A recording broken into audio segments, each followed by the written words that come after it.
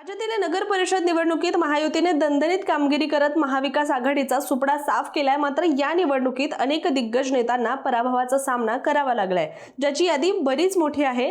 या यादीत राज्याचे मंत्री आणि शिंदे गटाची मुलूख मैदानी तोफ असणाऱ्या नेत्यांचा देखील समावेश आहे। त्या नेत्यांच्या झंझावाती प्रचाराला शांत, संयमी पण परखड प्रत्युत्तर देत एका महिला उमेदवाराने विजयाचा गुलाल उधळलाय। या विजयामुळे महिला उमेदवाराची चर्चा होत असून त्या मातब्बर नेत्याला मात्र पराभव स्वीकारावा लागलाय। पण मंत्रिपदावर देखील गडांतर येण्याची शक्यता आहे। कोण आहे त्या विजयी उमेदवार, त्यांनी मंत्र्याला आव्हान देत कशी जिंकली ही निवडणूक, याची चर्चा सध्या राज्यभरात होत असून याबद्दलच व्हिडिओच्या माध्यमातून आपण सविस्तररित्या जाणून घेऊया। नमस्कार, मी रामेश्वरी आणि तुम्ही पाहताय कट टू कट। नगर परिषद निवडणुकीत महायुतीचा वरचष्मा राहिलाय। जळगाव जिल्ह्यात तर अनेक ठिकाणी महायुती विजयी झालीये, पण मंत्री गुलाबराव पाटील यांच्या मतदारसंघातील धरणगावमध्ये मात्र दारुण पराभव झालाय। विशेष म्हणजे विजयी झालेल्या लीलाबाई चौधरी यांनी केवळ एका वाक्यावर ही निवडणूक जिंकत गुलाबराव यांचा पुढचा राजकीय प्रवास काटेरी केलाय असं म्हटलं गेलंय। धरणगाव नगरपालिकेत शहर विकास आघाडीच्या लीलाबाई चौधरी विजयी झाल्या असून शिंदे सेनेच्या वैशाली भावे यांना पराभव पत्करावा लागलाय। धरणगाव नगर परिषदेत 11 प्रभाग असून नगराध्यक्ष आणि 23 नगरसेवक अशी 24 जागांसाठी निवडणूक घेण्यात आली। मात्र या निवडणुकीच्या निकालात महाविकास आघाडी शहर आघाडीने शिंदे सेनेला धक्का दिलाय।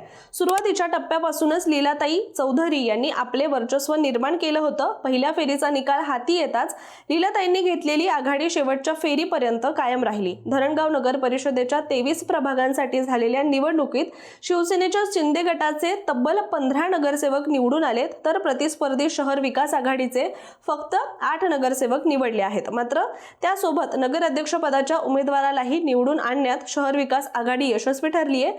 शिवसेनेतील बंडानंतर धरणगावमध्ये ठाकरे गट कमकुवत झाला होता, पण ठाकरे गटाने शहर विकास आघाडीच्या माध्यमातून प्रतिकूल परिस्थितीवर मात करत धरणगाव नगर परिषदेच्या नगराध्यक्षपदी पक्षाच्या उमेदवार लीलाबाई चौधरी यांना विजयी करण्यात यश मिळवलंय। या यशामुळे विधानसभा निवडणुकीतील अपयशाची काहीशी भरपाई झाल्याच्या भावना ठाकरे गटाच्या कार्यकर्त्यांमध्ये पाहायला मिळाली। निकाल जाहीर होताच ठाकरे गटाच्या समर्थकांनी शहरात एकच जल्लोष करत आनंद उत्सव साजरा केला। पण या निवडणुकीत लीलाबाई चौधरी केवळ एका वाक्यावर विजयी झाले आहेत। याला कारणीभूत आहेत गुलाबराव पाटील। हे आपल्या भाषणामुळे चांगलेच लोकप्रिय आहेत। आपल्या भाषणात ते हिंदी गाणी, शेरो शायरी आणि खुमासदार किस्से हे सांगत असतात आणि भाषण रंगात आणत असतात आणि ती त्यांची खासियत आहे। या निवडणुकीच्या काळामध्ये त्यांनी आमच्याकडे ट्रॅक्टर आहे आणि समोरच्यांकडे फक्त टेलर आहे असं विधान केलं। तसेच त्यांच्या शिक्षणावरून देखील त्यांना हिणवण्यात आलं। पण त्या विधानाचा समाचार घेताना लीलाबाई यांनी थेट अहिराणी या बोलीभाषेत संवाद साधत मी सुशिक्षित नसले तरी संस्कारी आहे असं म्हणत गुलाबराव पाटील यांना सणसणीत प्रत्युत्तर दिलं। शिवाय एका सभेत त्यांनी केलेलं वक्तव्य, गुलाबराव पाटलांना घातलेले कपडे माझ्या नवऱ्याने शोधून दिले होते, यामुळे प्रचाराचा सूर आणखीनच तापला होता। या वक्तव्याची जिल्ह्याभर चर्चा झाली आणि निवडणूक लढतीला वेगळं वळण मिळालं। लीलाबाई चौधरी यांनी बोलीभाषेत संवाद साधत मतदारांना आपलंसं केलं आणि विजय खेचून घेतला। आता लीलाबाई चौधरी या शिवसेनेचे नेते सुरेश चौधरी यांच्या पत्नी आहेत। तसेच या युवासेना जिल्हा प्रमुख निलेश चौधरी यांच्या त्या मातोश्री आहेत। निलेश चौधरी देखील धरणगाव नगरपालिकेचे नगराध्यक्ष राहिलेले आहेत। जळगाव जिल्ह्याचे पालकमंत्री गुलाबराव पाटील आणि सुरेश चौधरी यांच्यातील राजकीय संघर्ष अनेकदा चर्चेचा विषय देखील ठरलेला आहे। अनेक ठिकाणी सुरेश चौधरी यांनी गुलाबराव पाटील यांना चितपट केलंय। धरणगाव आणि एरंडोल मतदारसंघात पक्षाची बांधणी करण्यात त्यांचा मोठा वाटा असून त्यांच्याकडे स्वतःची हक्काची मोठी वोट बँक देखील आहे। शिवसेनेमध्ये फूट पडल्यानंतर त्यांनी उद्धव ठाकरे यांच्यासोबत राहण्याचा निर्णय घेतला।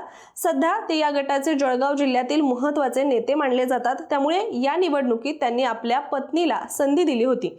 त्यावेळी मंत्री असूनही गुलाबराव यांनी लीलाबाई यांना सतत लक्ष करत टीका केली, पण लीलाबाई यांनी एकाच भाषणात गुलाबराव यांना ठोकून काढलं। याचबरोबर त्यांनी तुमच्यावर टीका केली तर माझ्या जिल्ह्याची बदनामी होईल असंही म्हटलं। त्यामुळे आक्रमक गुलाबराव हे अचानक बचावात्मक स्थितीमध्ये आले आणि त्यांची परिणिती ही पराभवात झाली। धरणगावात नगराध्यक्ष पदासाठी सरळ क्रॉस वोटिंग झाल्याची कबुली पालकमंत्री पाटील यांनी दिली। नगर परिषदेच्या निवडणूक निकालानंतर त्यांनी जळगावमध्ये सोमवारी पत्रकारांशी संवाद साधला। धरणगावसह इतर ठिकाणी शिंदे गटाची थोडी गफलत झाली, अन्यथा शिंदे गटाचे जिल्ह्यात 8 नगराध्यक्ष निवडून आले असते असंही मंत्री पाटील यांनी यावेळी म्हटलं आहे। दरम्यान विधानसभा निवडणुकीतही गुलाबराव पाटील यांच्यासमोर तगडे आव्हान नसताना विरोधकांनी त्यांना घाम फोडला होता. आता नगरपालिका निवडणुकीत झालेल्या या पराभवामुळे गुलाबराव पाटील यांची स्थानिक पकड सैल होत असल्याची देखील चर्चा राजकीय वर्तुळात सुरू झाली आहे. धरणगावमधील हा निकाल केवळ नगरपरिषद निवडणुकीपुरता मर्यादित न राहता जळगाव ग्रामीणसह जिल्ह्यातील राजकीय समीकरणांवर प्रभाव टाकणारा ठरणार असल्याचं राजकीय जाणकारांचं मत आहे. दुसरीकडे पाचोरा आणि भडगाव मतदारसंघाचे आमदार किशोर पाटील यांनी आपले वर्चस्व पुन्हा एकदा सिद्ध केलंय.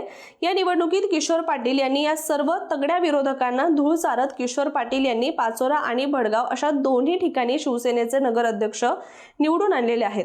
किशोर पाटील यांची ही आमदारकीची तिसरी टर्म आहे आणि त्यांचा राजकीय आलेख सातत्याने उंचावताना दिसतोय. याउलट पालकमंत्र्यांच्या कार्यक्षेत्रात झालेला पराभव चिंतेचा विषय ठरत आहे. या पार्श्वभूमीवर जळगाव जिल्ह्यात शिवसेनेच्या संघटनात्मक रचनेत मोठा बदल केला जाऊ शकतो का? त्यामुळे गुलाबराव पाटील यांची जबाबदारी आता किशोर पाटील यांच्याकडे जाण्याची शक्यता आहे.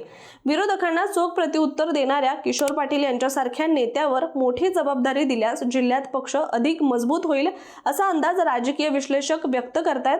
पण सध्या एका भाषणाच्या जोरावर एका महिलेनं गुलाबराव पाटील यांना चारलेली ही धूळ चर्चेचा विषय ठरली आहे. याविषयी तुमचं मत काय? कमेंट करून नक्की सांगा आणि अशाच माहितीपूर्ण व्हिडिओसाठी कट टू कटच्या YouTube चॅनलला सबस्क्राईब करायला विसरू नका.